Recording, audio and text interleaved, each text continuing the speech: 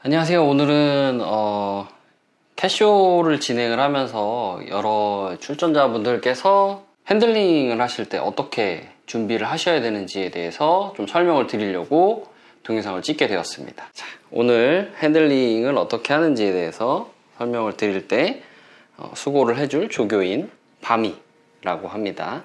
먼저 심사위원들이 고양이들 심사를 할 때 이런 기본적인 포즈로 심사를 하게 되죠. 가장 중요한 건 이 포즈를 고양이가 편안하게 느낄 수 있도록 훈련을 해주시는 게 중요한데요.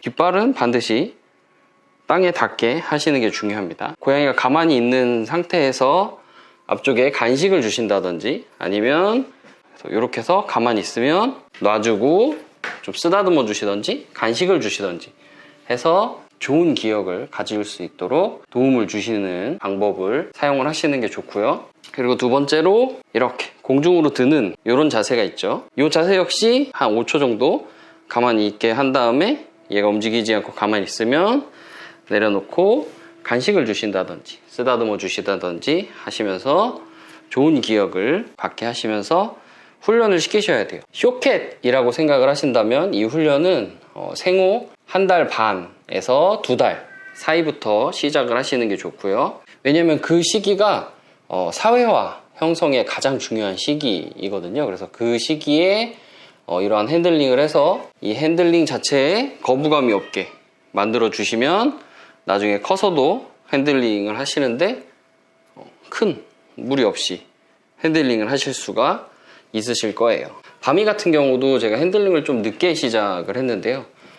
그런데도 불구하고 꽤 많은 시간을 투자를 해서 쇼캣에 어울리는 핸들링에 적응을 할 수 있도록 노력을 했습니다. 하지만 제가 저징을 하는 한 쇼에 출전을 하기가 힘들죠. 그리고 캐쇼에서 고양이를 저징 케이지에 데리고 오실 때 주의하셔야 될 점들이 있는데요. 대부분의 브리더분들이나 오너분들을 보시면 이렇게 어깨에 얹는다던가 아니면 이렇게 배를 보이게 앉는다던가 아니면 심지어 이렇게 들고 오시는 분들도 계신데요. 이 세 가지 동작 모두 굉장히 안 좋은 동작인데요. 왜냐하면 첫 번째로 이 어깨에 이렇게 앉는 경우 이 고양이가 뒤쪽을 통해서 다른 고양이라던가 다른 어떤 놀랄만한 환경에 처했을 때 이 고양이가 어깨를 타고 올라가는 그런 행동을 하면 잡기가 굉장히 힘들어요. 이렇게 뒤로 넘어가는 행동을 하게 되면 저지를 하기가 굉장히 힘들거든요.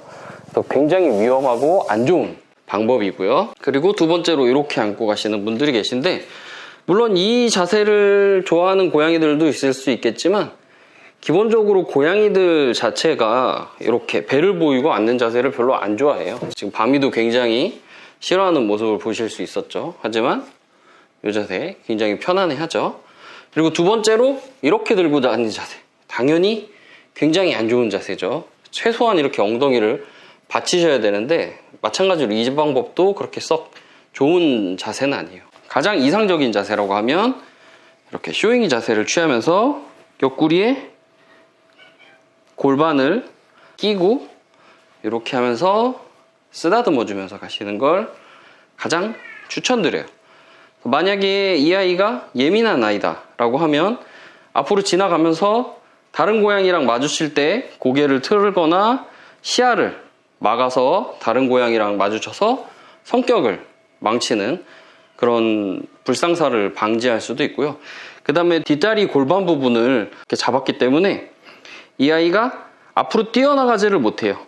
앞다리는 공중에 떠 있고 뒷다리 있는 부분 역시 힘을 못 받게 이런 식으로 돼 있기 때문에 지금 바미 같은 경우는 이 자세에 훈련이 많이 된 상태여서 이렇게 들고 다니면 고로롱고롱거리면서 아주 편안해하는 모습을 볼 수가 있죠.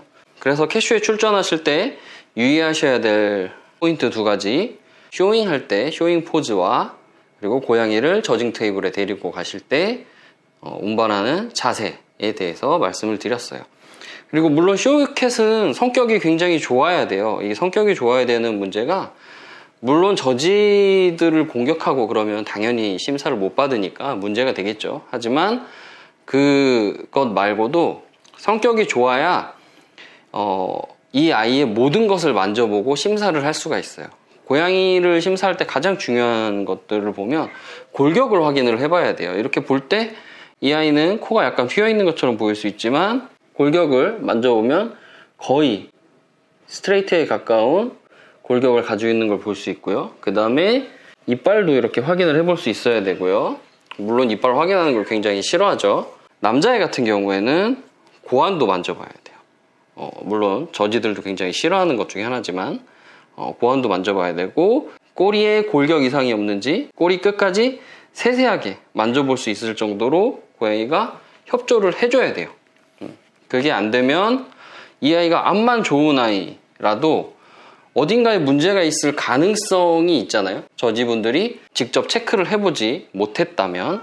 그렇기 때문에 더 좋은 성적을 받을 수 있음에도 그에 합당한 성적을 받지 못하는 경우가 있기 때문에 반드시 쇼캣의 경우 이렇게 좋은 성격을 형성해 주시는 게 가장 중요하고요. 뭐 그렇다고 해서 얘가 뭐 골골거리고 배를 보이고 뭐 이렇게 사람 좋아서 이렇게 비비고 이럴 필요는 없어요. 이럴 필요는 없고 최소한 모든 것을 확인할 수 있을 정도로 그런 좋은 성격은 가지고 있는 게 중요하다라고 말씀드릴 수가 있습니다. 그래서 오늘의 결론은 쇼포즈, 쇼잉 포즈 연습을 반드시 하셔야 되고, 그 다음에 이렇게 공중으로 들어있는 두 번째 쇼잉 포즈, 그리고 세 번째로 운반하실 때는 어떠한 사태에도 대비할 수 있도록 반드시 이런 포즈로 고양이를 저징 테이프로 운반하는 것, 이것이 굉장히 중요하다고 말씀을 드릴 수 있겠습니다. 네. 수고해준 바미에게 고맙다는 얘기를 하고요. 조금이나마 쇼에 출전하시는 분들께 도움이 되는 그런 영상이었으면 좋겠습니다.